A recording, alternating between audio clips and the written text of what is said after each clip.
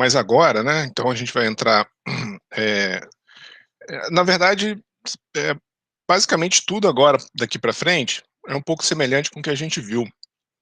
Então eu vou passar um pouquinho mais rápido, e aí se estiver indo muito rápido, vocês, eh, parem aí, pode perguntar, tá. Qualquer dúvida também, me pergunta lá por e-mail, tá. Então o que a gente vai ver agora, a gente vai continuar analisando o princípio da quantidade de movimento linear, para um volume de controle inercial, né, então os referenciais inerciais, por definição, são aqueles onde a segunda lei de Newton vale, onde as leis de Newton valem, na verdade. Então, ou é um referencial em repouso ou se movendo com velocidade constante, né, com aceleração, igual a zero. Então a gente vai analisar agora justamente esse caso, um volume de controle se movendo com velocidade constante diferente de zero, tá. E aí a gente vai precisar, nesse caso, né, de 2 sistemas de coordenada, um xzão, yzão, zzão, que é o absoluto, ou estacionário, né, e um xzinho, yzinho, zzinho, que está acoplado ali ao volume de controle, que também é inercial. Os 2 são inerciais, um porque está parado e o outro porque está se movendo com velocidade constante diferente de zero. Então estão eles representados aqui, a nossa famosa representação do sistema em cinza claro, volume de controle, isso aqui o mais geral, né, que a gente fez todas as nossas derivações usando essa relação sistema-volume de controle aqui. Então, o volume de controle pontilhado, o sistema cinzazinho saindo ali, né, saindo no volume de controle num tempo igual a t0 mais ΔT, né? Então, isso é um pouquinho depois que o cronômetro foi disparado.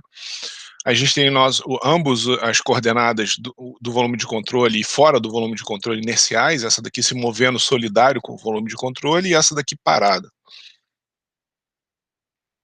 Na verdade, a equação, né, como a segunda lei de Newton vale para qualquer referencial inercial, a gente não precisa fazer outra derivação, continua sendo essa expressão, mas só repara o subíndice aqui, ó, xzinho, yzinho, zzinho, que são as velocidades medidas com relação ao referencial inercial que está se movendo solidário com o volume de controle. Dá no mesmo se a gente medir as velocidades com relação ao referencial fora do volume de controle.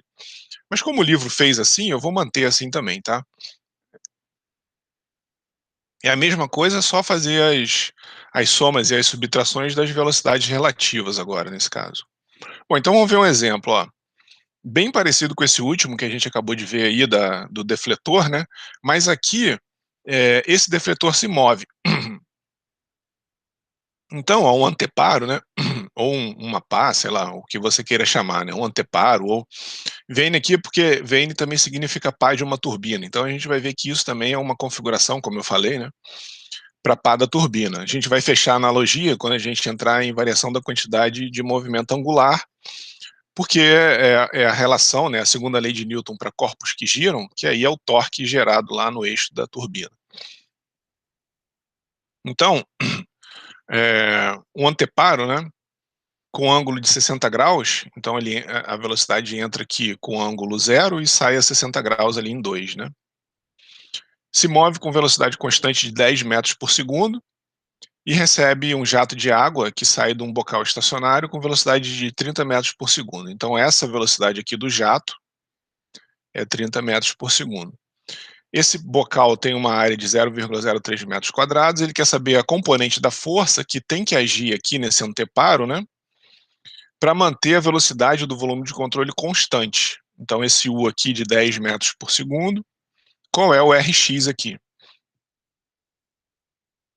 Se esse Rx não estiver ali, né, idealmente a velocidade do anteparo vai atingir os 30 metros por segundo ou algo um pouquinho menor, né? Mas nessa configuração aqui, qual é o Rx para manter essa velocidade de 10 metros por segundo?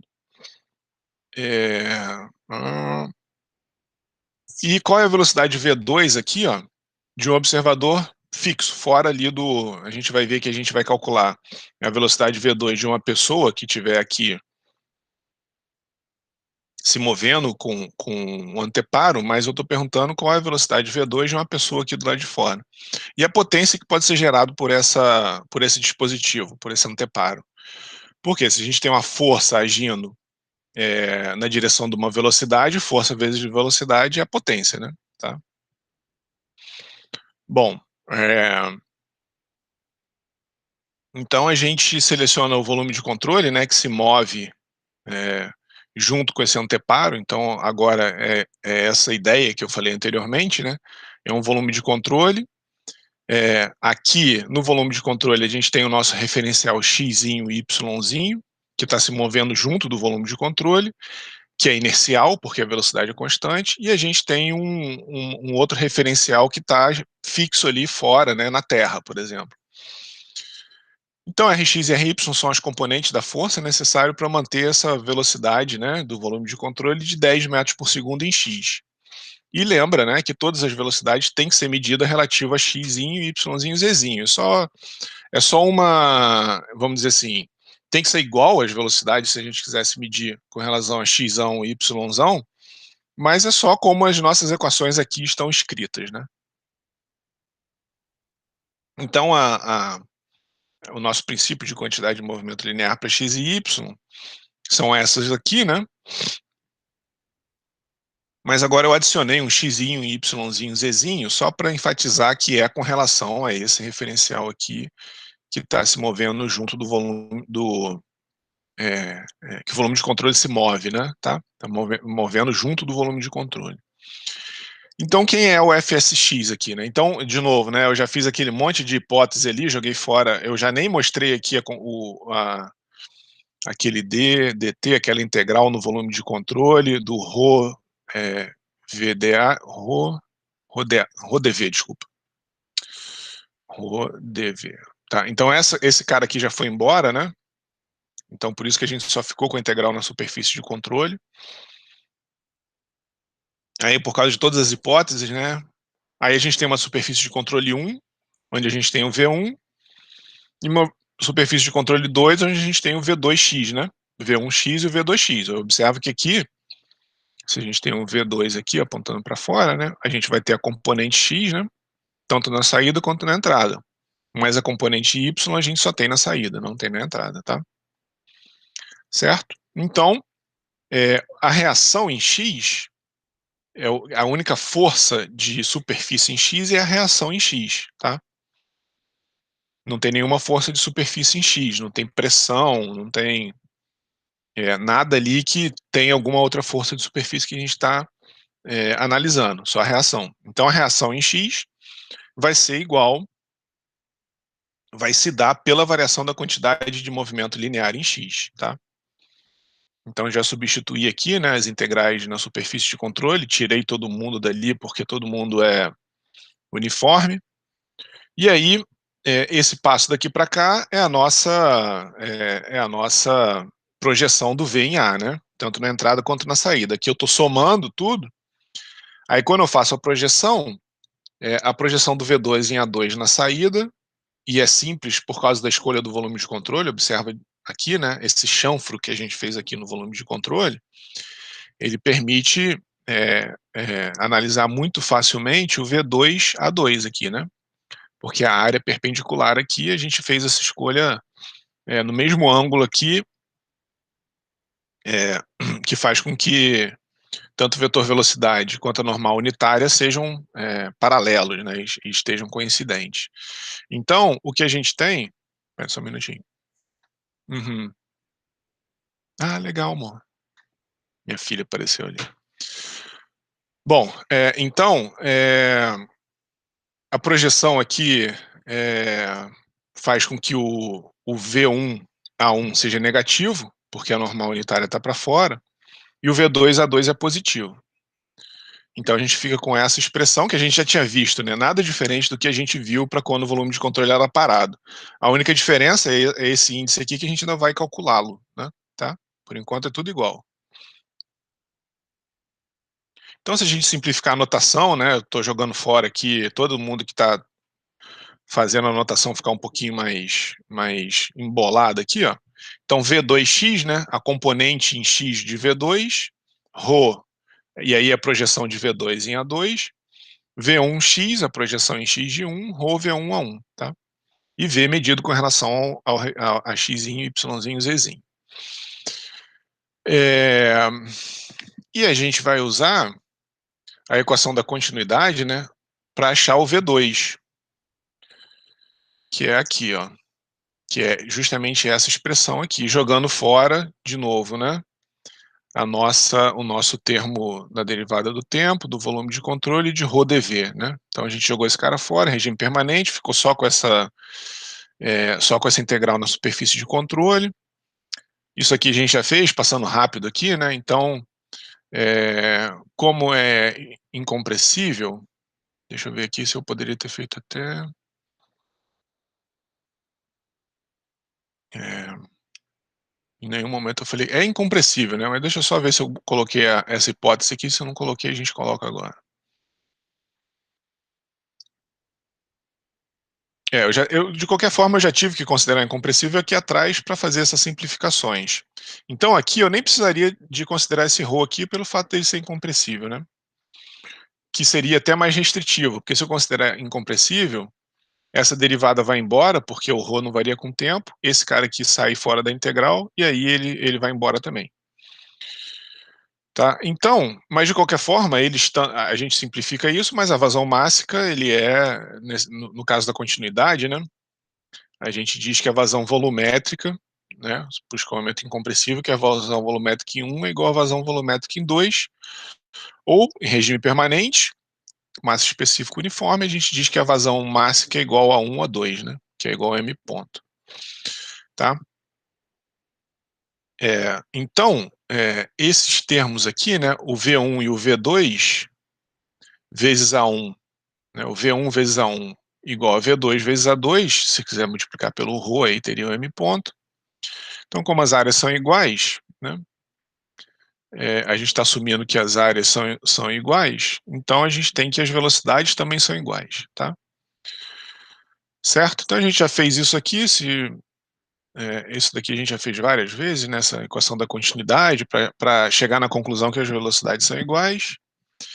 E aí a gente tinha parado nesse ponto aqui, né, porque a gente não tinha o V1 e o V2 aqui, ó, eu coloquei V1 aqui, né, mas aqui a rigor seria ρ V2A2, que é igual a ρ V1A1 pela continuidade, que é o m ponto. Então m ponto, V2x menos V1x, né, ao componente em x do 2 e do 1, vai ser igual às reações ali, que tem que ser, que agem no carrinho para manter a velocidade constante, tá? Agora sim a gente vai fazer, esse é o ponto diferente, que diferencia o volume de controle parado e se movendo com velocidade constante. Quem é o V1 e o V2 com relação ao x e y? É o V, que é a velocidade com que o jato atinge ali o anteparo, menos a velocidade com que o anteparo está se movendo. É a mesma coisa que você está, sei lá, na caçamba de um carro, né, e tem alguém com uma mangueira apontada para você. Essa pessoa, e você está passando por ela, né, se afastando dela. Essa pessoa vê a velocidade saindo da mangueira, sei lá, com 30 metros por segundo, mas você, à medida que se afasta, vê a velocidade atingindo você, desse jato de água, com 30 menos 10, menos a sua velocidade, né? Então é aquela questão de velocidades relativas. O contrário seria se você estivesse se afastando. Você ia ver a velocidade somando, né? Tá? Então aqui, como a velocidade do jato está para a direita e o anteparo está se movendo para a direita, uma pessoa em pé aqui, né, veria esse jato d'água chegando com 20 metros por segundo, tá? Então V1x, né, porque V1 só tem componente em x, é igual a V1, é igual a 20 metros por segundo. Como V1 é igual a V2, o V2 também vai ser 20 metros por segundo. E o V2x é o V2 cosseno θ. Então 20 cosseno de 60, 10 metros 10 metros por segundo. O m ponto é o ρ V2A2, ou ρ V1A1, tá? Então massa específica da água, velocidade, né, que está entrando ou que está saindo, 20 metros por segundo, é igual por causa da continuidade, vezes o A2, 0,003, 60 quilos por segundo de água que está passando por esse anteparo. Bom, então temos tudo que a gente precisa para calcular a reação em X. O V2, o V1, o V2 cosseno θ, né, que é o V1 é a componente em x de 1, V2 cosseno θ componente em x de 2, e a vazão máxima.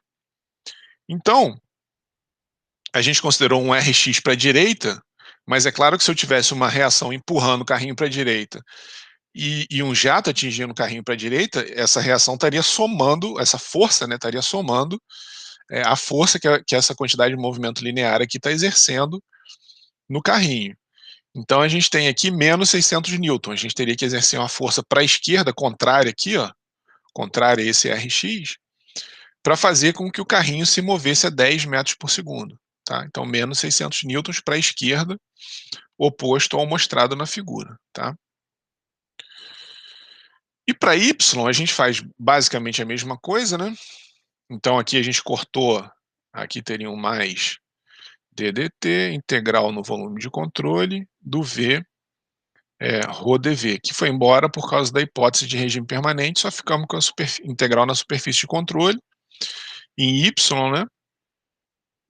Aí de novo, distribuindo aqui a superfície de controle 1, superfície de controle 2, que é onde a massa cruza o volume de controle, né?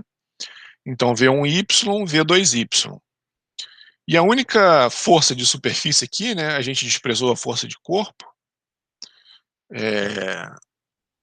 Bom, por enquanto não, mas mais para frente vai desprezar. A força de corpo seria o mg, né, a massa de água ali no volume de controle, e a força de superfície, o ry, né, essa reação aqui que existe para manter o carrinho paradinho ali, né? Tá? Bom, tá aqui a segunda lei de Newton, né, para o escoamento por um volume de controle se movendo com velocidade constante. Então, ry mais mg é o v2y mais m ponto em 2, porque em 1, esse cara aqui foi embora, porque em 1 não tem componente nenhum em y, só em 2, tá? Só o V2 que tem componente em y, certo? Aí a gente fazendo aqui a projeção, né, do V2 em A2, e o V2 está em y positivo, né? Então m ponto V2y, tá? Mais aqui, né? Quem é o V2y? O V2 sendo θ, né? É a componente aqui, a gente tem o V2, e o V2y está para cima lá, tá? V2 sendo θ, que é o 20, que a gente já determinou, né? Sendo de 60, 17,32 metros por segundo. Então, ry mais mg, 17,32, né? Vezes o m ponto, que é os 60 kg por segundo que a gente calculou aqui atrás. Ó. Tá? Que está aqui, ó, o m ponto, 60 kg por segundo. Bom, então, desprezando o peso do fluido no volume de controle, esse cara aqui vai embora agora, né? Então, ry 1 kN aproximadamente, para cima como na figura. Tá? Aqui ele está pedindo os vetores de velocidade na entrada e na saída, né? Aí eu fiz aqui, né? Então a velocidade 1 com relação ao referencial inercial é a velocidade u, que é a saída, que é a velocidade com que o volume de controle se move, e a velocidade com relação ao que o jato sai ali, né? Então a velocidade do jato para um observador ali, em cima do volume de controle, é o V1x menos u, é uma soma vetorial, né? Então esse é o vetor que relaciona a velocidade de movimento do carrinho com a velocidade, as magnitudes aqui eu não sei se está certo, o U é 10 e o V foi 30. Então, na verdade, está ao contrário, né? O V que tinha que ser maior, entenderam? A magnitude aqui da velocidade de saída é menor. Eu só embolei aqui, mas tudo bem. Fica representativo aí, né? Na verdade, é o V que é maior que o U. Bom, então uma pessoa aqui, ela veria esse cara aqui, ó. Ah, não, desculpa. Não, tá certo. Esse cara aqui é o relativo. Não tem nada a ver. Esse cara aqui é esse aqui, ó. Esse 30 é esse. Tô fazendo besteira. Esse V1x aqui é o 20, né? Isso daqui é o 10. Na verdade, de qualquer forma, tá ao contrário. E esse daqui é 20, né? Tá? Então, e esse cara aqui é 30. Que é uma pessoa em pé aqui, no referencial da Terra, vendo o jato saindo do bocal. Essa pessoa em pé se movendo junto com a pá, tá vendo o xzinho, yzinho, zzinho. porque ela vê o jato menos a velocidade com que ela está se movendo para distanciando ali, né? Bom, então tá aqui a soma vetorial é fácil, né, para o x, e o V2 é a mesma coisa, né? É a mesma soma vetorial. Só que aqui em 2, o V2 ele tem um certo ângulo, 60 graus aqui, né? E o U ele tá só na vertical aqui, porque ele tá, na horizontal, porque ele tá andando para a direita ali. Esse carrinho só consegue se mover, né? É igual um trem, ele só tem 1 grau de liberdade, né? Só vai para frente e para trás. Tá? Aí fazendo as projeções, ó, o V2ão, o Vzão 2, isso daqui é vetorial, né? Agora são as projeções. Quem é o Vzão 2x, né? O componente em x do vetor velocidade na saída aqui, né? Então é uma soma vetorial, ó. É o U em x, só tem o U, e o V2xyz no referencial do carrinho, cosseno de 60. Então é essa projeção aqui, ó, certo? É essa projeção aqui em x, né? É o Vzinho 2x mais U, porque o U só tem componente em x. E em y, o U não tem componente em y, né? É só essa componente aqui, ó. Então V2xyz seno de 60, que é o 17,32 metros por segundo, que é essa soma vetorial que está indicada aqui, né?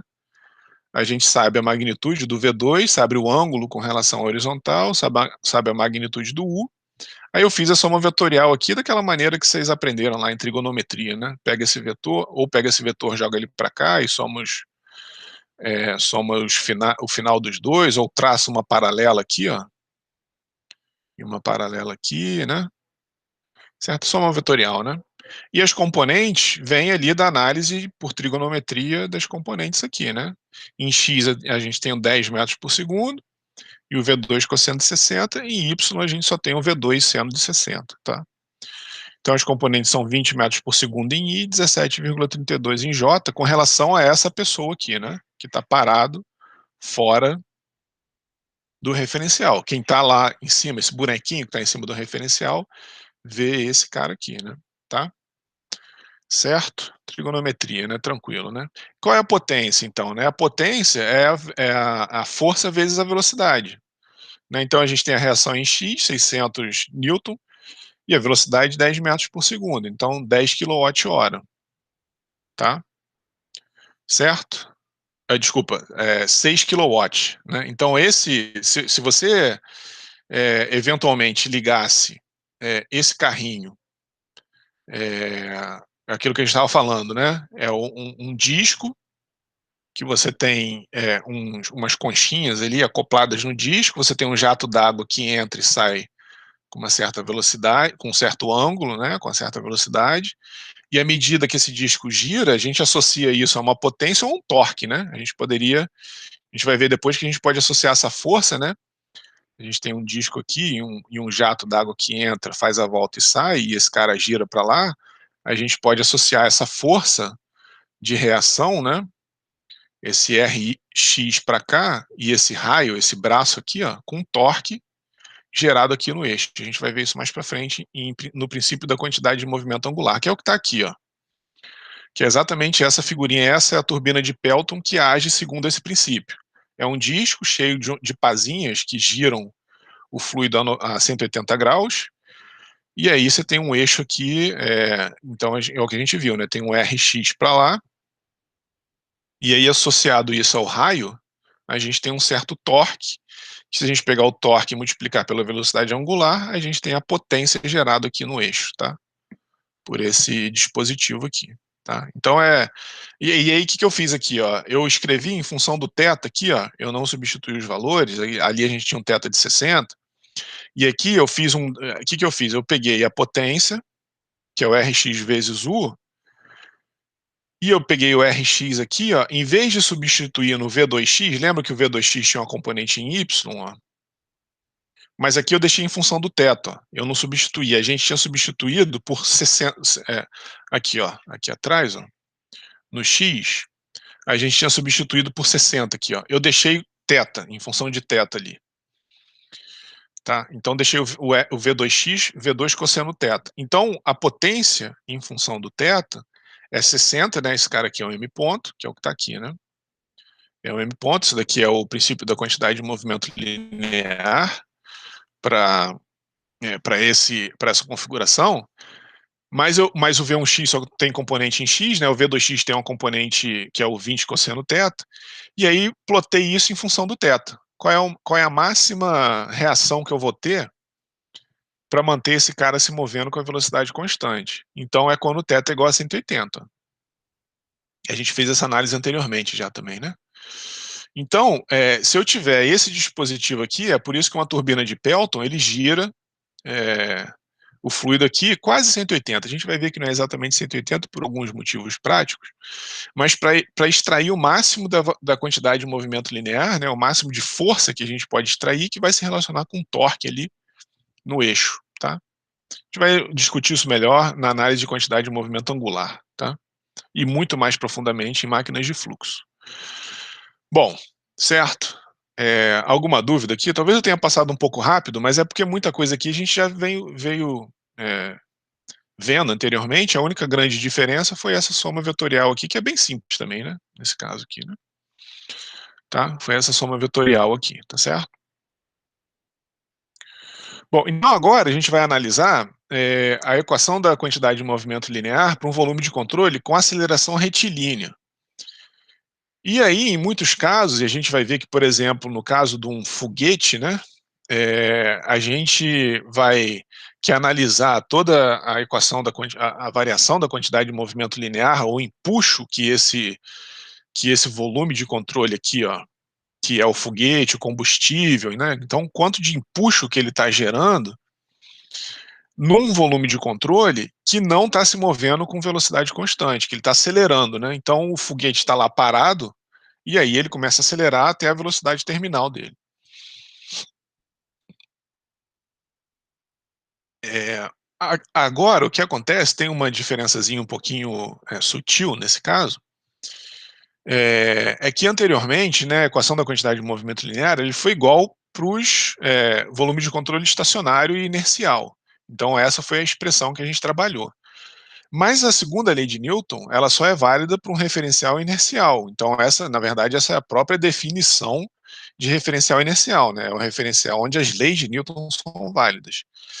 Então a gente tem que vir para um referencial inercial. A gente tem que pegar agora e aplicar o princípio da quantidade de movimento linear, que é o que diz, né, que é a segunda lei de Newton, que diz que o somatório de todas as forças externas agindo no volume de controle ou na sua massa, né, é igual ao dp/dt, né, onde P é a quantidade de movimento linear, mas aqui eu botei em vermelhozinho aqui, ó, porque a gente tem que estar no referencial inercial, tá? Que é o nosso sistema de coordenadas absolutas aqui, ó, paradinho, né? Fixo ali no referencial inercial, ou parado ou se movendo com velocidade constante, em contraposição a esse referencial x, y, z, que está acelerando, tá? Então ele não é válido mais. Então, a gente tem que escrever o teorema do transporte de Reynolds com relação a x, y, z, e não mais x, y, z. Ou então, né, que é o que a gente vai fazer, a gente vai escrever, vai calcular nossas velocidades com relação a esse referencial inercial, mas vai ver qual termo que a gente tem que adicionar aqui para poder fazer a relação entre variação de quantidade de movimento linear nesse referencial, que é não inercial, e o somatório das forças agindo nele, tá? Que é isso que a gente vai fazer, na verdade. Certo? Então, ó, o que a gente tem aqui, né? A variação da quantidade de movimento linear, né? O dp/dy é o v, aí eu coloquei aqui o yzão, xzão, zão, né? Então, velocidade medido com relação a esse cara, né? A esse referencial inercial.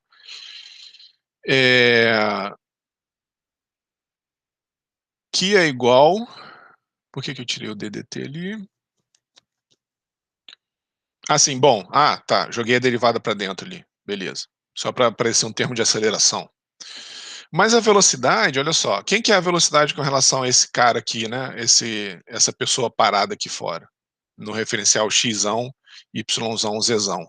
É a velocidade xzinho, yzinho, zzinho, mais a velocidade do sistema de coordenada, tá? Que isso é para translação pura. A gente vai ver depois que para rotação ainda tem mais um termozinho lá, né? Então, sem rotação com relação a x, y, z. Então, essa derivada aqui, ó, se a gente derivar esse cara, que vai dar a aceleração do volume de controle com relação a x, y, z, a gente tem a aceleração com relação à aceleração da partícula, né? Com relação a x, y, z, mais a aceleração do próprio volume de controle, no nosso referencial frame, né? Do nosso sistema de referência, nosso sistema de coordenada ali, que está acelerando junto, né? Esse x, y, z, ele está acelerando, essa é a aceleração que mede aqui, e aqui é a aceleração da partícula que está ali dentro, com relação ao x, y, z. É como se você estivesse num ônibus acelerando e arremessasse uma bola para frente. Então, essa é a aceleração do ônibus e essa é a aceleração da partícula que você está arremessando para frente, tá? Então, tá aqui, né? A x, y, z, a aceleração retilínea, porque a gente ainda não está considerando rotação, do sistema relativo ao x, y, z absoluto. A aceleração x, y, z é a aceleração do sistema relativo ao referencial não inercial. E essa daqui é a aceleração retilínea de x, y, z relativa a x, y, z, tá? Então tem que sair somando essas acelerações para chegar na aceleração com relação a x, y, z. Então, se a gente substituir aqui, né, é, essa relação no princípio da quantidade de movimento linear, a gente tem a segunda lei de Newton escrita agora para um volume de controle que acelera e um termo dentro do volume de controle que está acelerando também, tá? Que é uma variação da quantidade de movimento linear dentro do volume de controle, certo? Então, são só somas aqui que a gente tem que fazer, né? Para levar em conta a variação da quantidade de movimento linear num referencial não inercial e trazer esse termo, né? Somar a aceleração do próprio referencial para a gente chegar na variação da quantidade de movimento linear para o referencial inercial, tá? Então, ou então, uma outra maneira de dizer isso, né, é que a gente tem que subtrair das forças agindo no referencial não inercial a aceleração desse referencial, tá? É uma outra forma de relacionar a variação da quantidade de movimento linear no referencial não inercial com as forças que agem nele pelo fato dele estar acelerando. Tá? Então, é a segunda lei de Newton para um referencial não inercial. Tá? Bom, e aí, substituindo, né, isso daqui seria igual, esse termo todo aqui, ó, seria igual ao dp em x, y, z dt do sistema, que a gente viu que foi igual a isso daqui, né? Então, ó, se eu estou no referencial inercial, que é a Terra, né, onde as leis de Newton valem, e vejo um carro que acelera, e vejo uma partícula acelerando dentro dele, eu preciso somar a variação da quantidade de movimento linear no referencial não inercial, que é onde que é o carro acelerando, né, com a aceleração do carro, que é a aceleração do nosso referencial, para calcular as forças externas agindo na partícula, tá? Essa partícula que você está jogando, né, uma bolinha de ping-pong, uma bolinha de tênis, seja lá o que for, né? E essa aceleração, ela muitas vezes é definido, esse termo, né, como uma força fictícia que deve ser adicionado no diagrama de corpo livre do referencial não inercial.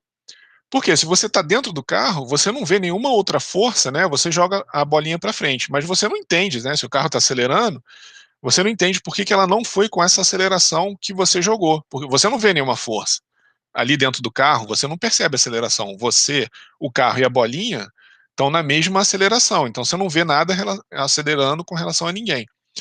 Mas uma pessoa do lado de fora do carro vai ver que o carro está acelerando, ele vai ver a variação da velocidade, tá?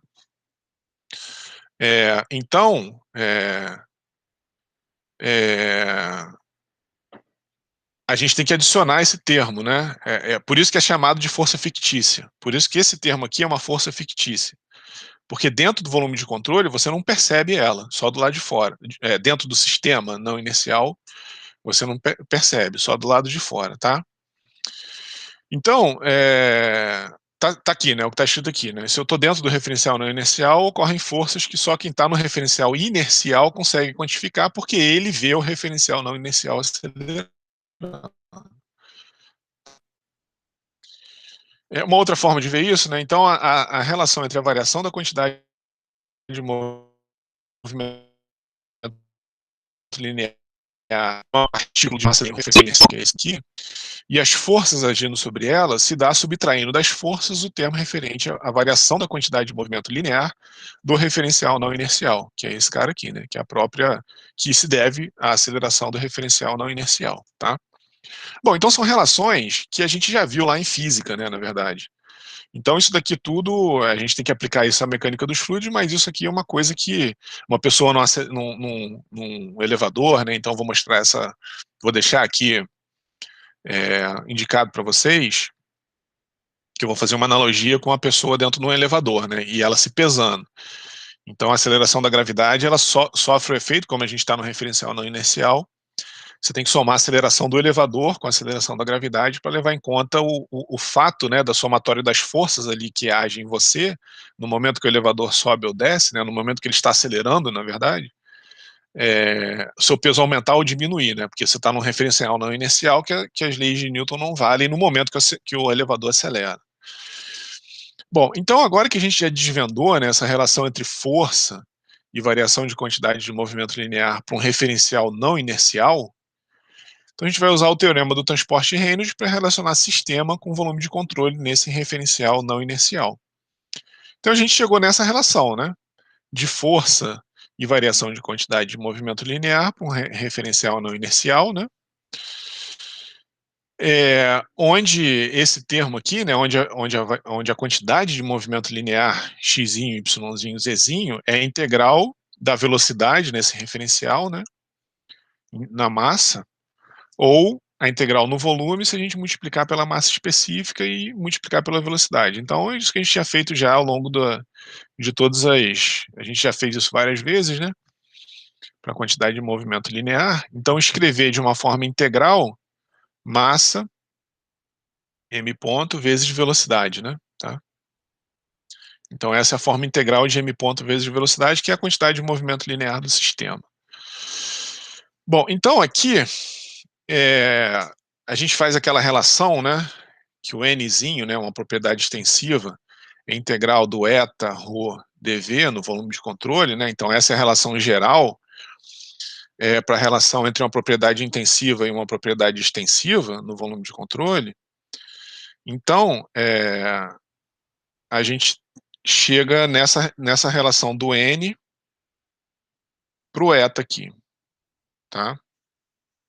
Para t igual a zero, o sistema e o volume de controle são iguais, então a gente pode dizer, né, que o dp dt no sistema é igual no volume de controle, que usando o teorema do transporte de Reynolds, a gente chega nessa relação sistema-volume de controle, né? Tá? E aqui, de novo, né? Tem que calculá-lo com relação. A gente está fazendo, a gente fez essa, a gente vai usar essa relação, né? De um sistema não inercial, né? Um volume de controle não inercial, né? Que é o somatório das forças menos a aceleração do volume de controle, que a gente vai substituir aqui mais para frente. Tá? Para poder usar o princípio da quantidade de movimento linear para um referencial não inercial. Tá? Então tá aqui, ó, acabei de substituir aqui, ó, substituir essa expressão aqui, como esse cara é um referencial não inercial, eu tenho que subtrair das forças externas a variação da quantidade de movimento linear do volume de controle, tá? Que ele está acelerando, que é igual, agora pelo teorema do transporte de Reynolds, né, igual a integral no volume de controle, a integral na superfície de controle. Então aqui a gente tem para o referencial não inercial. Observa que se a aceleração do volume de controle for zero, esse cara aqui vai embora, a gente fica com a mesma expressão, né? O mesmo princípio da quantidade de movimento linear, para um referencial inercial, tá? Que é o que a gente viu anteriormente, certo? É, agora,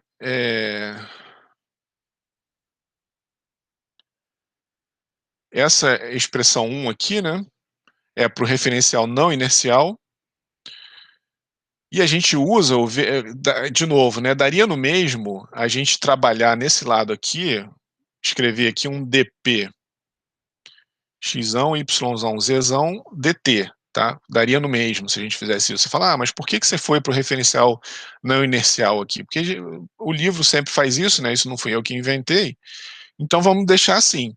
Porque, de qualquer forma, se a gente não fizesse a transformação no lado da quantidade de movimento linear, a gente teria que fazer a transformação na velocidade. Porque a velocidade em xão, yzão, zão, né, é a velocidade em xzinho, yzinho, zzinho, mais a velocidade do sistema do RF, que aí a gente teria que derivar esse cara aqui, né? Então, por uma questão de conveniência, nenhum livro mostra como que isso seria mais difícil, mas eu imagino que por uma questão de conveniência, é melhor escrever a variação da quantidade de movimento linear para o referencial não inercial e trabalhar com as velocidades no referencial não inercial, tá? Agora, essa analogia com física, eu também vou passar aqui, eu não vou, da mesma maneira que eu passei anteriormente, pro, que eu fiz essa analogia aqui anteriormente e deixei para vocês observarem, por causa do tempo, né? Eu vou dar uma passada aqui, eu vou só ir passando devagarzinho, porque para quem estiver acompanhando pelo Facebook, só ir dando pause aqui em cada slide. E para quem está inscrito na matéria, vai receber esses PDFs. Então, o que eu fiz aqui, eu peguei lá do livro do Halliday, né? Isso daqui, essa expressão aqui, que é a segunda lei de Newton para um referencial não inercial, que é um elevador acelerando, isso daqui para um sólido, né? Ficaria dessa forma. Então, observa que aqui, ó, justamente, eu estou fazendo aqui analogia com o teorema do transporte de Reynolds para um referencial não inercial. Opa, ficou esquisito ali, né? Referencial não inercial, com a segunda lei de Newton para um sólido em um referencial não inercial. Então, quando o elevador está subindo, né, a reação aqui nessa pessoa, o RY aqui, né, que é a força normal, que ele chama de Fn, você tem a força de corpo, né, então são essas duas forças aqui, ó, de superfície e de corpo, agindo num sólido ali, né, num referencial não inercial, menos ma, que é a aceleração do elevador, né, no momento que ele está subindo, certo? Então, menos ma, igual a zero, que aí, na verdade, o que é esse zero aqui para a mecânica dos sólidos, né, para física, para mecânica lá na física de um sólido? Seria se o elevador acelerando, se a pessoa acelerasse, ou se ela jogasse algum corpo acelerando, que não é o caso, aqui a pessoa está parada, né? O Newton, eventualmente, aqui, né? O Newton, Não, que Newton aqui, rapaz, o Einstein aqui, né? Está representando aqui o Einstein. Então, a gente estaria aqui, ele parado aqui, né? Então, a velocidade, esse termo aqui é zero. A velocidade com relação aqui, o elevador estaria no yzinho, xzinho, né? E a gente teria uma pessoa do lado de fora observando isso num referencial yzão, xão, tá? Então, se essa pessoa estivesse acelerando, mas não está, ela está parada, então esse termo é zero. E a quantidade de movimento linear dela também é zero, ou seja, não está sofrendo nenhum impacto, né? Isso a gente, na analogia para o referencial inercial, a gente vê que esse termo aqui, vocês vão ver aí se vocês olharem, né? Representa, quando vocês estudam em física lá, o impacto, quando a massa se divide, ou quando o vetor velocidade muda de direção. Então, isso daqui é a variação da quantidade de movimento linear em mecânica dos sólidos, né, lá na física, quando você tem uma variação da direção, ou quando tem um impacto, né, tá? Quando tem impacto não elástico, né, ou inelástico, quando dois sólidos se grudam um no outro, ou elástico, né, quando bate e transfere quantidade de movimento linear para o outro sólido, né? Então aqui também é zero, tá? Agora, quando ele está descendo, né, considerando o y para cima, a aceleração é para baixo, Aqui a gente ficaria mais pesado quando está subindo, né, porque está somando aqui, né, esses dois termos iriam para o lado de lá somando, então mg mais ma, né, certo? Então a força normal, que é a reação da balança lá, seria mg mais a. E aqui a gente teria a força normal, né, igual a mg menos a, né? Então você fica mais leve à medida que a aceleração, que você desacelera, né? Então esse termo aqui, aceleração do volume de controle, só é vista de x1, y1, zão. Você dentro do volume de controle não vê aceleração nenhuma, né? Você só sente, na verdade. Você se sente mais pesado, é uma força que você não consegue explicar, mas quem está fora do referencial vê, tá? Então essa aceleração aqui, só essa pessoa aqui que vê o elevador acelerando. Você lá dentro não vê. Se está tudo fechado, né? Se tiver uma janela de vidro, você vê o elevador se movendo, mas você não consegue se quantificar essa aceleração, né? Você só sente. Tá? Então, esse termo aqui seria a aceleração da pessoa no referencial não inercial. Tá? E aí a gente tem a variação da quantidade de movimento linear pela variação de V, que é esse termo aqui, né? Que seria o impacto, eventualmente, né? Lá da física, certo? Bom, aí um exemplo aqui, né? Então, para aplicar esse conceito aqui, né? Para a gente aplicar essa expressão aqui, que é o princípio da quantidade de movimento linear, o teorema do transporte de Reynolds aplicado ao princípio da quantidade de movimento linear por um volume de controle com aceleração retilínea, né? Aceleração linear, né? Tá? Não está girando, a gente não está considerando que o corpo está rotacionando. Então, um pequeno foguete com massa inicial de 400 kg, né, emissão zero, deve ser lançado na vertical. Na ignição, então observa aqui, né, que ele está dizendo na ignição, então no tempo t igual a zero, né, mas na verdade a gente vai assumir que isso daqui é igual para todo o restante do exercício. Então, bom, na ignição e para todo o restante do processo, os gases de combustível queimam e saem numa taxa de 5 kg por segundo, assumindo que só o escoamento só o combustível está saindo, né? Porque você sabe que combustível, o que queima é misturar combustível, mas só para nossa hipótese aqui, só para nosso exercício não ficar muito complexo, né? Então, ou assume que a mistura ar-combustível é de 5 kg por segundo. Tá, que a velocidade de exaustão na pressão atmosférica, né, e que a velocidade é de 3.500 metros por segundo. Então, a vazão máxima de combustível saindo aqui, né, o M.E é 5 kg por segundo, e com a velocidade E de 3.500 metros por segundo, relativo ao foguete. Tá? Então, isso é relativo ao foguete, então, que é o que é mais fácil de determinar, né? A gente poderia medir isso com relação a alguém parado ali, mas a gente está fazendo com relação ao foguete. Então, quer saber a aceleração inicial do foguete e a velocidade após 10 segundos, se a resistência com o ar é desprezado. Né? Então, ele sobe ali, tem uma certa resistência, né, com o ar, por causa do atrito, por causa da viscosidade do ar, mas vamos desprezar essa resistência. Então, aqui a gente tem um volume de controle, ó, uma representação do foguete, né, o volume de controle, só tem massa saindo aqui por essa superfície de controle 1. A gente está analisando todas as quantidades aqui com relação ao referencial Yzinho, Xzinho, né, que é o que está solidário aqui ao foguete, e a gente tem aqui o nosso referencial inercial, onde as leis de Newton valem, né, que está fixo na Terra. Bom, então a componente em Y, né, da quantidade de movimento linear para um referencial não inercial é dado por essa expressão aqui que a gente acabou de deduzir, né? O somatório das forças em Y, né, força de superfície e força de corpo, a gente tem que subtrair a aceleração do referencial, né, do xzinho e yzinho, que está solidário ao foguete, ou a aceleração do próprio foguete, vai ser igual a derivada no tempo da velocidade em y mais a integral na superfície de controle aqui, né, da velocidade em y vezes a vazão máxima, tá?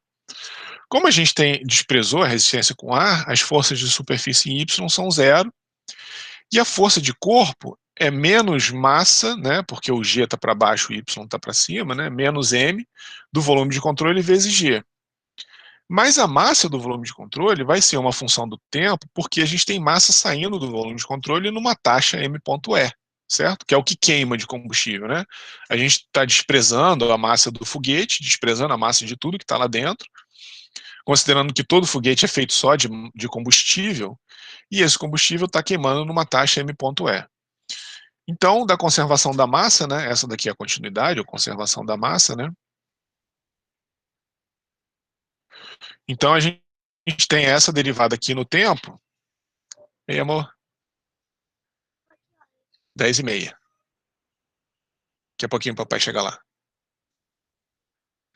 Bom, então, a gente tem aqui a derivada no tempo, que vai embora, porque a gente assume regime permanente. E a derivada no tempo que some, né? E a integral na superfície de controle, que vai sobrar, e a gente tem só uma superfície de controle aqui saindo massa. Então, a continuidade fica escrito dessa forma aqui, né? Opa, desculpa, não vai embora não, olha só, falei uma besteira aqui, ó. Aqui, o grande bacana desse exemplo é que a massa varia, tô tão acostumado, né? É que a massa varia aqui, né? Eu tô falando aqui em cima, né? Me desconcentrei aqui, minha filha chegou aqui, me desconcentrei. Então a massa do volume de controle é uma função do tempo, claro, porque a vazão máxima aqui do combustível que sai faz com que a massa do nosso volume de controle esteja variando. Então esse cara não vai embora coisa nenhuma, ele fica ali quietinho, tá? Deixa ele ali. E saindo massa pela superfície de controle. Então tá aqui a continuidade geral, né, sem desprezar o termo da variação temporal, que a gente, então, só tem massa saindo pela superfície de controle 1, a gente joga esse cara para o lado direito ali da igualdade, né? Então fica menos na superfície de controle 1, que eu chamei aqui, ó, por onde a massa sai, tá? Então essa derivada temporal igual a menos essa integral, que o que é essa integral, né? Com todas as nossas hipóteses. A gente tira a massa específica para fora, faz ali o VE, projeção do VE em A, né? Só que a nossa área e o nosso VE estão no mesmo sentido, então isso daqui vai ficar ρ VE A, que é igual a M ponto, tá? Por isso que é o menos M ponto E. E menos porque esse cara foi para o lado direito ali da igualdade. Então a massa está diminuindo. A taxa de variação de massa no volume de controle é igual a menos. Vamos olhar para cá. Ó. Isso daqui é como a gente escreveu o nosso teorema do transporte de Reynolds para a conservação da massa, né?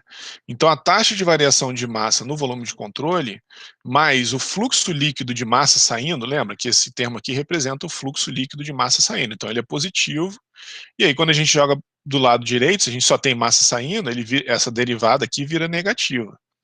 Então, a gente tem menos m ponto E, tá?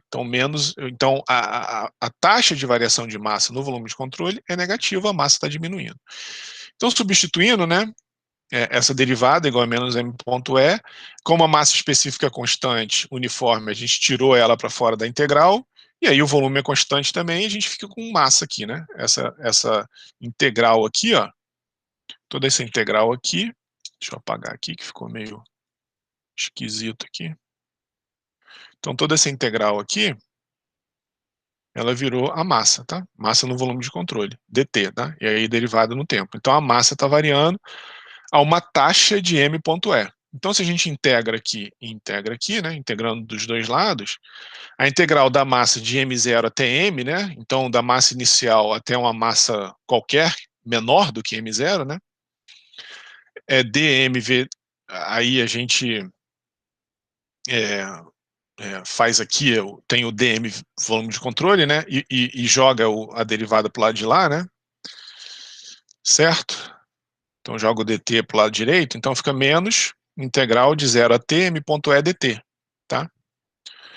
Então integrando, né, o m no volume de controle no tempo t igual a m0, né, é a integral da derivada aqui, né, então é a variação da massa, igual a menos m.e, que sai para fora, vezes o tempo, tá? Integral que aí você tira o m ponto para fora ali, né? Menos m ponto e, 0 a t dt, que é igual ao t, né? Então, por isso fica menos m ponto e vezes t. Então, essa é a relação aqui, ó, assim que a massa varia com o tempo. Ó. E aí, a gente pode jogar esse resultado aqui, voltando aqui, ó, como é que era o princípio da quantidade de movimento linear em y aqui, ó.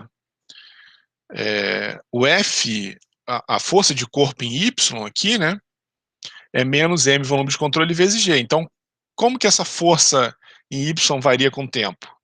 Se a gente sabe como a massa varia com o tempo, a gente pode calcular como que a massa varia, que é esse eixo lá direito aqui, ó. Então, com o tempo, a massa começa em 400 quilos aqui, ó, que é o que foi dado, né? 400 quilos. E aí cai numa taxa, né, de m.e vezes t, né? A cada segundo, ela perde 5 quilos. Tá? Então, em um segundo aqui, se passou um segundo, é 400 menos 5, se passou 2, 400 menos 10, né? Então, à medida que o tempo vai passando, de forma linear, a massa do foguete vai diminuindo, e como a força depende da massa também, da vazão mássica, né? A força de corpo, né, o peso do foguete também vai diminuindo, ele vai tendo um peso cada vez menor, né? A força-peso vai diminuindo, ele vai ficando cada vez mais leve. Então, menos G, né, M0 menos MET, então ele vai ficando cada vez mais leve à medida que o combustível vai sendo consumido, né? Então, ele vai tendo uma massa menor e ele vai ficando mais leve, tá? Então, bom, coisas óbvias fisicamente, né?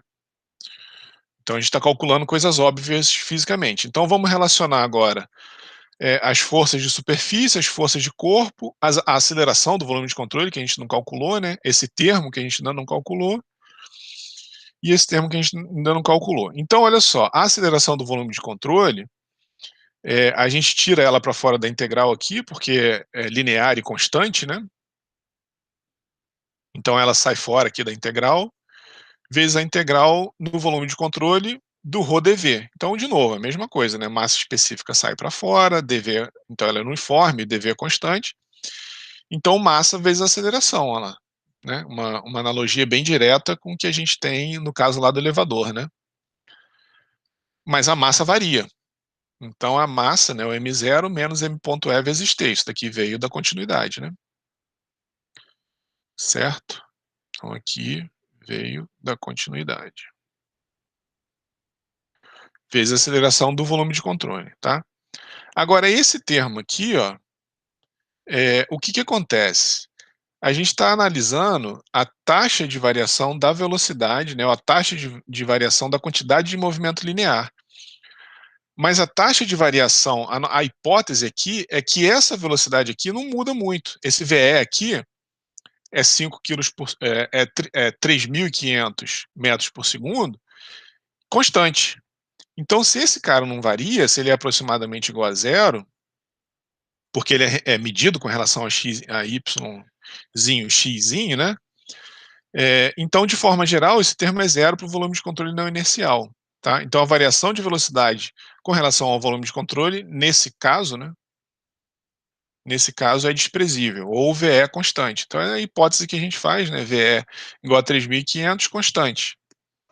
Tá? Certo? Então, esse cara aqui pode ir embora. Então, apesar de não ser, a gente não está no regime permanente, né? A velocidade está variando, mas a taxa com que a velocidade varia é muito pequeno porque ela é medida com relação ao volume de controle, tá? Então, com relação ao volume de controle, ela não varia. Como a gente está com esses termos aqui com relação ao volume de controle, ele pode ir embora. Observa que isso foi uma coisa que eu comentei anteriormente, né? Se esse V fosse x, y, z, a gente não poderia eliminá-lo porque ele tá acelerando com relação a esse cara, né? Tá? Mas como a gente fez essa expressão aqui, ó, essa expressão é justamente a relação entre a quantidade de movimento linear x, y, z, para a quantidade de movimento linear x, y, z. A gente tem que subtrair das forças a aceleração do volume de controle, tá? Beleza? E aí a gente fica, então, simplificando, né, com essa relação aqui que a gente precisa trabalhar na integral da superfície de controle 1, que é por onde sai a massa ali, né? Então a gente tem na superfície de controle 1, Vy, ρ, velocidade medida com relação ao referencial não inercial, produto interno com dA. Então, assumindo que tudo é uniforme, né, a gente tira o VE da integral, fica com esse termo aqui, ó, que é o próprio M.E. De novo, né, assumindo a massa específica uniforme, tira dali. Esse produto interno aqui vira VdA, né, vira positivo, porque a velocidade e a normal unitária estão no mesmo sentido, então eu fico com menos VE, M.E. Tá? Então, se eu substituir as forças de corpo e a aceleração que deu isso daqui, né, que deu esses dois termos aqui, ó, esse cara foi embora, não tem nenhuma força de superfície, esses dois termos resultaram dessas duas relações, né? E aqui a gente tem a integral na superfície de controle, que é o VE M.E. E a gente pode fazer essa relação aqui, ó, se a gente fizer a relação com o caso do elevador, somatório das forças é massa vezes aceleração para um referencial não inercial. Lá no elevador, né, se a gente tem uma tração aqui puxando para cima o cabo, né, a gente ficaria que a tração, no caso de estar subindo, né, seria menos MA, se a gente quisesse escrever da maneira que está aqui em cima, ó, a gente ficaria assim, ó, menos MA, né, do referencial, menos mg igual a tração, que seria uma analogia com isso aqui, ó, tá? Com o que a gente está vendo aqui para o caso do foguete. Então, a aceleração do volume de controle vezes a massa do volume de controle que está variando, isso daqui então seria a massa no tempo, né? É a massa no tempo, mais g vezes a massa no tempo, é igual a taxa de variação de quantidade de movimento linear, tá? No caso do foguete, o que faz papel da força de tração é o fluxo da quantidade de movimento linear pela superfície de controle. A única força que está empurrando o foguete para cima, né, é a reação a essa variação da quantidade de movimento linear. Por quê? A velocidade só sai. Se você tivesse um m.ve aqui para dentro, aí você não tem empuxo nenhum, certo? Tá? Um m. velocidade entrando e um m. velocidade saindo, a gente não teria variação da quantidade de movimento linear. Como a gente só tem m.ve, a gente tem uma variação da quantidade de movimento linear que a reação dela empurra o foguete para cima, e isso se chama empuxo, né? No jargão da aerodinâmica, desses estudos de forças envolvidas em dispositivos aeronáuticos, né? Isso se chama empuxo, o empuxo do avião, o empuxo do foguete, é isso daqui que faz o foguete subir, né? Todas essas forças aqui, a aceleração do volume de controle, né? Todos esses termos, desculpa, né? Essa aceleração do volume de controle e a força-peso, é, elas não são força propriamente ditas que ajudam o foguete a subir, só a vazão mássica e a velocidade com que o combustível sai ali pelo volume de controle, tá? Então deixa eu só limpar aqui que ficou um pouco poluído, né? Então essa é a segunda lei de Newton para o caso de um foguete, né? Onde o volume de controle que está no foguete está no referencial não inercial, e aí a gente tem aqui a relação aqui, né, a analogia com o caso do elevador, tá? Certo? Subindo, né? O elevador subindo. Então a aceleração, aí ele quer saber a aceleração inicial, cadê? A aceleração inicial, então a gente isola esse termo aqui, né, a aceleração do volume de controle, em y aqui, né? Então a gente isolou, né, Vm.E sobre a massa, né, o m no tempo, né? Esse cara aqui é a massa no tempo. Tá? Então é o empuxo sobre a massa, menos o g, né? Menos a aceleração da gravidade. Então substituindo ali, né? Então m ponto 3.500 vezes o VE, opa, 5 vezes o VE, que é 3.500, opa, aqui faltou o 5, né? 5 vezes 3.500. Ah, não, aqui eu já simplifiquei. Tanto é que aqui era 400, aqui virou 80. Então aqui já está simplificado, tá? Menos g, tá? Então isso tudo aqui já está simplificado. Essa expressão para aceleração inicial, tá? Então para t igual a zero, esse cara aqui vai embora, né? V é m.e sobre m0 menos mg. 3.500 vezes 5 sobre 400, menos 9,8, dá 33,9 metros por segundo ao quadrado. Então, quanto mais leve e quanto maior VE e maior m.e, maior vai ser a aceleração, tá? Então, tá aqui, né? Maior a aceleração inicial. Quanto mais leve for o seu foguete, ou quanto maior VE e maior m.e, maior vai ser a aceleração inicial. Então, se a aceleração no volume de controle, aqui a gente quer saber a velocidade após 10 segundos, né? A gente tem que integrar, né? A aceleração é dv dt, então a gente tem que integrar dos dois lados para tirar a velocidade. Então, a velocidade em t é a integral, né? De 0 a v da velocidade do volume de controle, que é a integral desse lado aqui da expressão da aceleração. Então, tirei esses termos que, em t, né? Então, tirei esses termos que não dependem de t para fora, da integral ali, ó, e fico com essa integral aqui no tempo, menos essa outra integral no tempo, que o g também vai sair fora daqui, né? Aqui a gente tem que fazer uma integral por substituição, né? Chamar o u de m0 menos m.et. Então, o dt vai ser menos du sobre m.e, né? Então, aqui a gente tem que fazer um du dt e derivar esse cara, vai ficar menos du m.e. Então, substituindo ali, né? Substituindo aqui o u e substituindo aqui o dt em du, né? A gente fica u sobre u du. E a gente fica 1 sobre m.e, né? Certo? Então, por isso que fica o m.e ali, que o dt é du sobre m.e, certo? 1 sobre m.e, 1 sobre u du. E aí, integrando 1 sobre u du, fica com ln de u, 1 sobre m.e, né? Substituindo em u agora, de volta, né?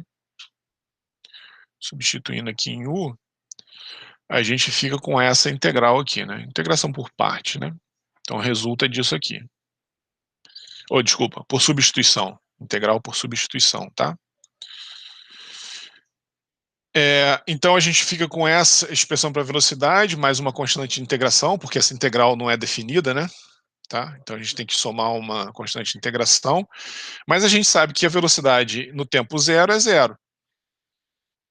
Então, jogando aqui, né? Aqui zero e aqui zero, a gente fica com essa constante de integração, né? E aqui zero também, né? VLN de M0, tá? Então, substituindo essa constante de integração ali, a gente fica com essa expressão para velocidade, que simplificando fornece essa relação aqui, né? Então, coloquei VLN de M0, quer dizer, usei a propriedade do logaritmo, né? Então, a subtração de dois logaritmos é a divisão do argumento deles, né? Então, m0 sobre m0 menos m.et menos gt. Então, essa ele está dizendo aí, né, uma aproximação clássica em dinâmica dos foguetes, né, para você calcular a velocidade de um foguete em função da massa inicial, da vazão mássica e do tempo, tá? E da velocidade com que os gases escapam ali, né? Os gases de exaustão, tá? Então, para t igual a 10 segundos, o foguete estaria a 369 metros por segundo ou 1.329 km por hora. Aí eu fiz um gráfico aqui, ó, da velocidade no tempo. Então, observa que, como é um logaritmo neperiano aqui, né, em 1 minuto e 20 segundos aqui, ele está a 14 mil km por hora. Então, essa aceleração aqui, ela é bem agressiva, vamos dizer assim, né? Ela começa de uma forma linear, praticamente, depois passa por uma forma aqui bem exponencial mesmo, vamos dizer assim, né? E aí eu fiquei na curiosidade, né, e fiquei pensando quanto que isso dava em G. Aí eu coloquei aqui embaixo, ó, a força G equivalente a essa variação de velocidade aqui, né? E aí isso é uma coisa bem absurda, ó, isso vai a 3000 G, né. E aqui eu botei um experimento, isso daqui foi um cara, acho que da Força Aérea Americana, que ele fez um experimento com ele mesmo, né. Ele se colocou num carrinho ali, né, então esse carrinho acelerava de 1 a 3 aqui, ó, é a foto dele acelerando a 12 G. E aí tinha um recipiente com água que desacelerava ele, as fotos 4, 5 e 6, bem, o negócio fica esquisito, né. Desacelera ele a 22 G. Então você vê a 22 G o negócio, e aí tem foto dele depois desse experimento, ele teve algumas sequelas temporárias, né, mas depois ficou tudo bem. Mas a 22 G o negócio já é feio para um ser humano. Imagina 1500, 2000 G, né. Então como é que é feito o lançamento desses foguetes? Tem um sistema de controle, né, você tem que ter um sistema de controle. Então eu fui lá no site da NASA e peguei aqui, ó, ele nesse link aqui, ele descreve, as etapas do lançamento, né, até tantos segundos a nave está a tantos metros por segundo, até tantos segundos acontece tal, eu fui plotando aqui, aqui nessa linha, nos pontinhos laranja, é a aceleração em função da velocidade que eu fui pegando ali e as alturas, né. Então ele foi dizendo que depois de um certo tempo, de 0 até, sei lá, 1 minuto, ela vai estar em tantos metros por segundo, aí depois em quilômetros por hora, né, 5.000 quilômetros por hora, e aí depois a 25.000 quilômetros por hora, e aí eu fui, plotando aqui a aceleração e a força G. Então a força G num lançamento, nunca passa muito de 8, 9 G, tá. E isso daqui é para garantir a integridade do astronauta, né. Então a nave poderia ser lançada mais rápido, mas você tem um sistema de controle dentro da nave, para não deixar ela acelerar descontroladamente também e garantir a integridade. Mesmo assim, não sei se alguém já viu, né, mas eu já vi uma câmera, no rosto do piloto, dos astronautas, então, fica uma coisa realmente, assim, uma força G muito forte e chega a deformar um pouco ali o rosto deles, né, naquele momento. Então isso daqui seria uma aceleração controlada, né, isso daqui é uma aceleração descontrolada. Você liga ali o foguete e ele vai embora, tá. Certo? Bom, beleza, são 10h30, alguma dúvida aí, alguma pergunta? Tudo certo? Então amanhã não, né, semana que vem, hoje é terça. Então semana que vem a gente fala de, eh equação da quantidade de movimento linear com aceleração arbitrária, né, agora o volume de controle pode girar, e aí a gente, parte para a quantidade de movimento angular também. Beleza, João, gostou aí, né? Isso aí eu peguei do livro do Fox. Então é um exemplozinho que tem lá. Eu acho que valeu. Eu acho que todos os livros, texto aí de mecânica dos fluidos, quando deixa eu parar a gravação aqui. Quando fala dessa, é o exemplo clássico, né?